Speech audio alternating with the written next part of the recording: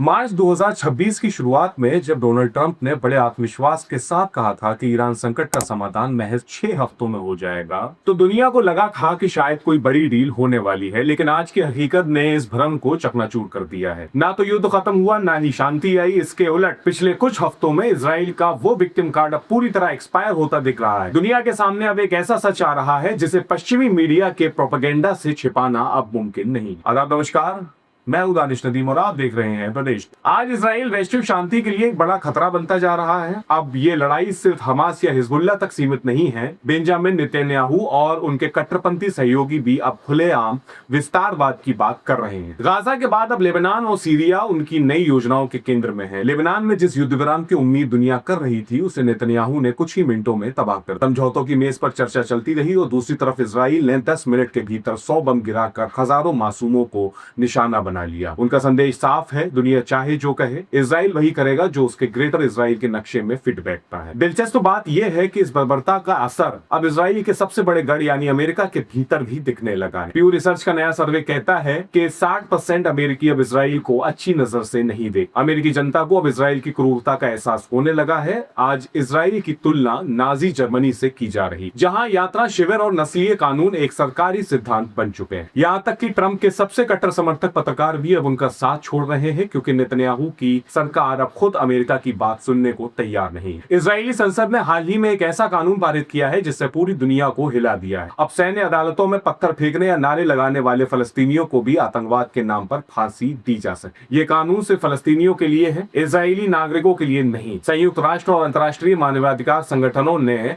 इसे युद्ध अपराध और रंगभेद का चरम रूप बताया, लेकिन इजराइल के मंत्री संसद में इस पर जश्न मना रहे हैं। ये वही मानसिकता है जिससे गाजा की जेलों में 350 से ज्यादा मासूम बच्चों को बिना किसी मुकदमे के कैद कर रखा है। हैरानी की बात यह है कि जहां इतिहास में अपराधी अपनी क्रूरता को छिपाते हैं, वहीं इजरायली सेना यानी आईडीएफ अपनी बर्बरता की वीडियो खुद शूट कर रही है। सोशल मीडिया पर ऐसी वीडियो की भरमार है जहां सैनिक मासूम बच्चों को प्रताड़ित कर रहे हैं, महिलाओं के कपड़े पहनकर नाच रहे हैं और फलस्तीनियों के घरों को उपहार के तौर पर उड़ा रहे हैं। इजराइल ने दुनिया को ये यकीन दिलाने की कोशिश की कि वे नैतिक सेना है, लेकिन हकीकत में उन्होंने पहले और दूसरे विश्व युद्ध को मिलाकर जितने पत्रकार नहीं मरे, उससे कहीं ज्यादा पत्रकारों और डॉक्टरों की जान जानबूझकर ले ली है ताकि सच बाहर नास। आज लेबनान में वही गाजा वाला फॉर्मूला दोहराया जा रहा है। सीमा के पास के गांव को पूरी तरह समतल किया जा रहा है ताकि एक बफर जोन बनाया जा सके। 10 लाख से ज्यादा लेबनानी नागरिक अब बेघर होकर तंबुओं में रह रहे हैं। इजराइल का तर्क वही पुराना और घिसा पिटा है, हर डॉक्टर और हर बच्चा दुश्मन का एजेंट है। इस प्रोपेगेंडा के जरिए वो